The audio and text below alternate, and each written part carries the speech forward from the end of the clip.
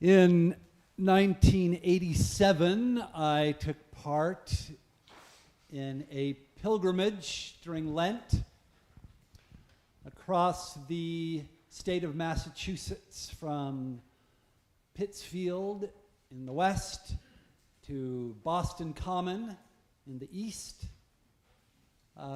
for peace and justice in Central America. And when we started out, there were just a few of us walking through the Berkshire Mountains in the winter.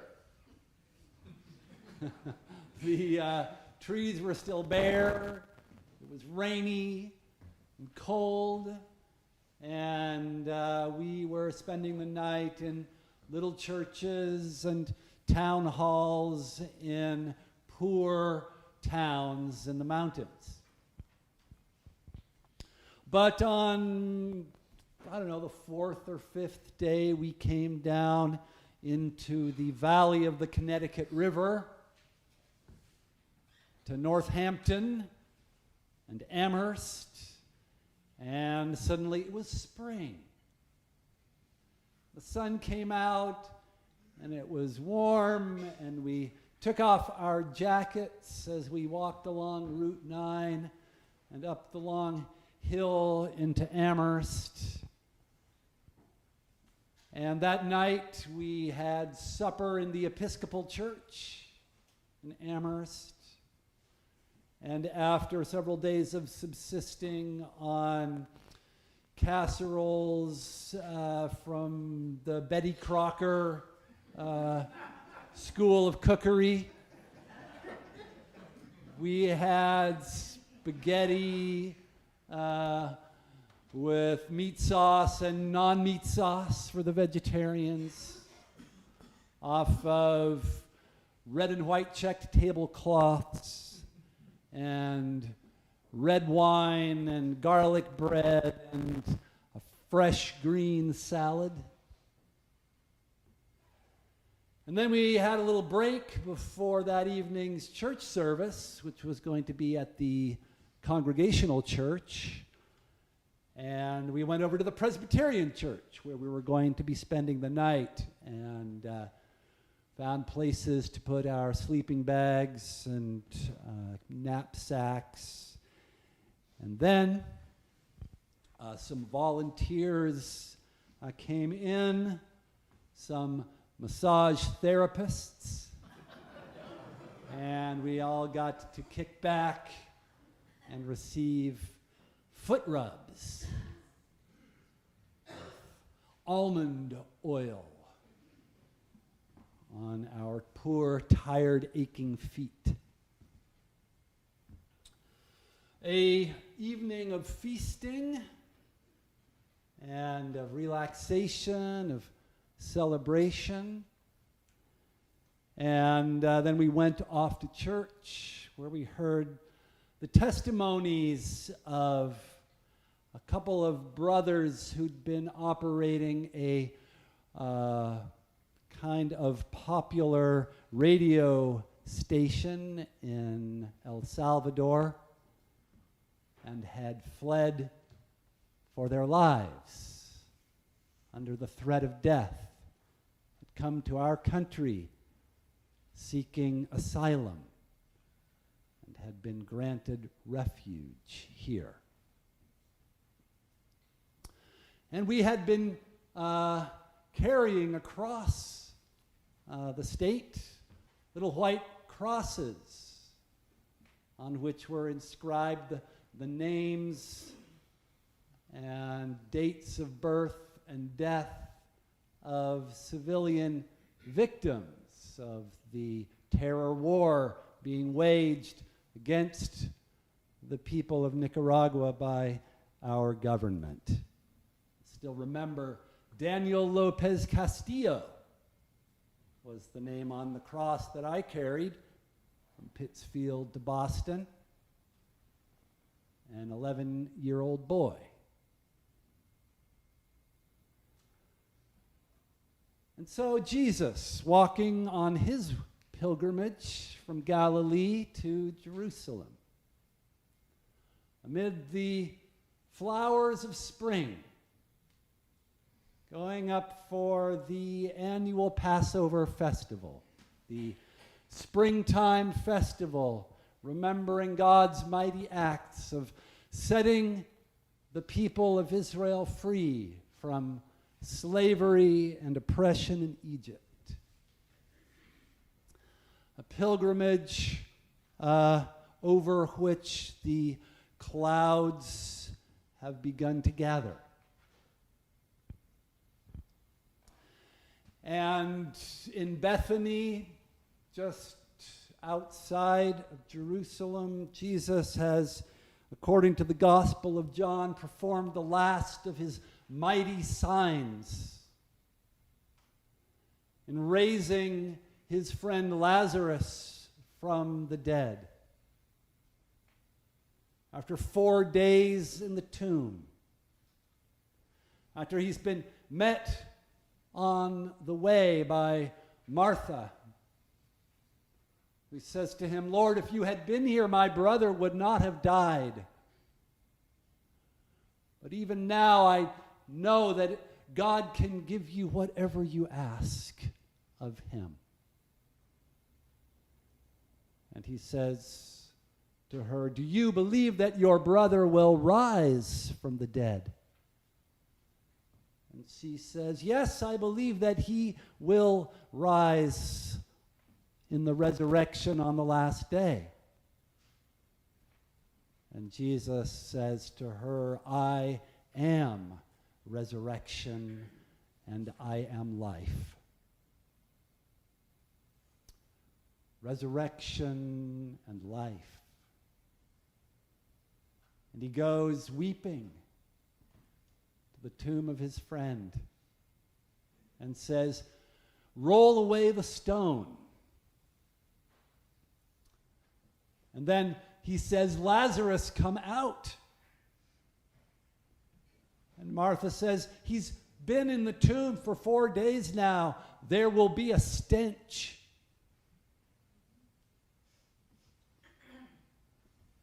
But Lazarus comes forth, still bound in his burial cloths. And Jesus says, "Untie him. Let him go free." Life and freedom is his gift. And John's gospel says it was this sign, this unmistakable sign of God's favor working through Jesus of Nazareth. This sign which laid before the people in an unmistakable way God's purpose through him to bring life and peace and freedom to everyone. This was what cemented in the minds of his enemies their resolve to put him to death. It was just more than they could take. So Jesus withdraws for a little while, but then he comes back to Bethany in the story that we read this morning and receives the hospitality of Mary and Martha, and they have a supper together with his disciples. And Lazarus, the one who had been dead, is there with them at the table, feasting, enjoying the company of the living. And it's there that Mary, his sister, gives her own sign of life, unbowed before the threat of death. her own sign of love and devotion and gratitude for the gift of life given back to her brother, given to her and her sister, the promise of life and resurrection that she has received from Jesus. She kneels down and takes a pound of pure nard, of this very costly essential oil of the spikenard plant, imported from India. And she puts it on his feet, massages it into his tired, travel-worn, calloused feet, and she wipes them with her hair.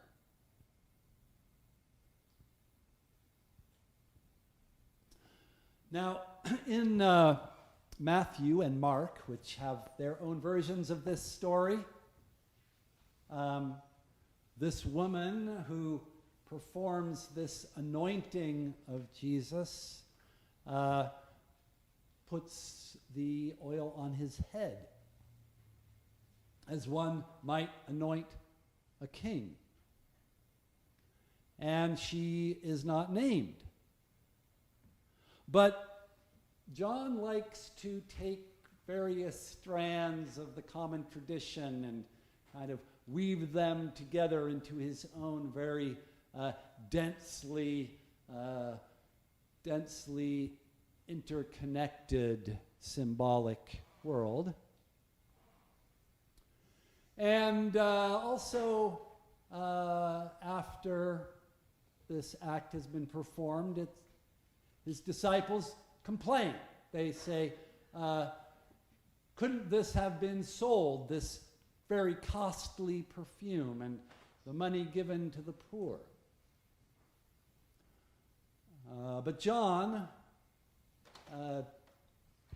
again, kind of trying to tighten up the symbolic texture of his story, just puts those words in the mouth of Judas, the one who will betray him.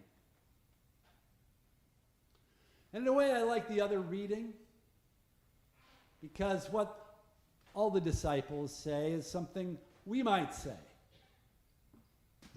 We might, with the kind of literal mindedness of those who want to be good disciples, who want to take Jesus' teaching about God's compassion and concern for the poor, we might say, why?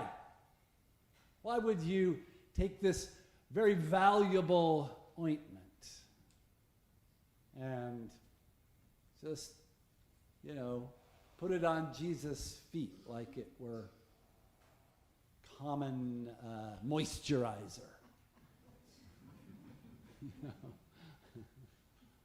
But what Mary is doing, as I said, is giving a sign that she recognizes that Jesus is the one sent by God to bring life out of death, to bring beauty out of horror, to bring love out of hatred. And John says that where before the body of Lazarus in the tomb was a loathsome thing, something that gave off a deadly stench, there in the home of Lazarus and Mary and Martha, the body of Jesus, anointed by Mary, gives off a sweet perfume that fills the whole house. This body which is done performing spectacular signs, is now moving into his final days, when he will perform signs any human being might make. Kneeling at the feet of his disciples and washing their feet. Going to his death like a common criminal. And pierced in his side so that blood and water flow out onto the earth. This body sent by God to die,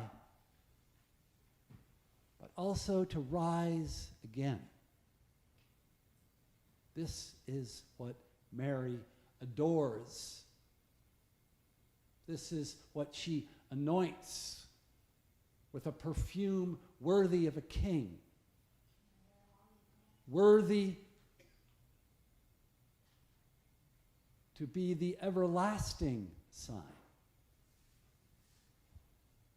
not only of God's justice, not only of God's mercy to the poor, not only of God's prophetic call to each one of us to live in peace, to do justice, to welcome the stranger,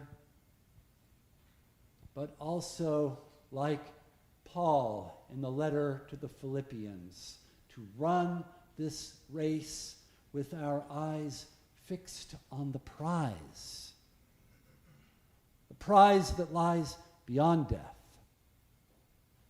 that lies beyond fear, that lies beyond our human limitations.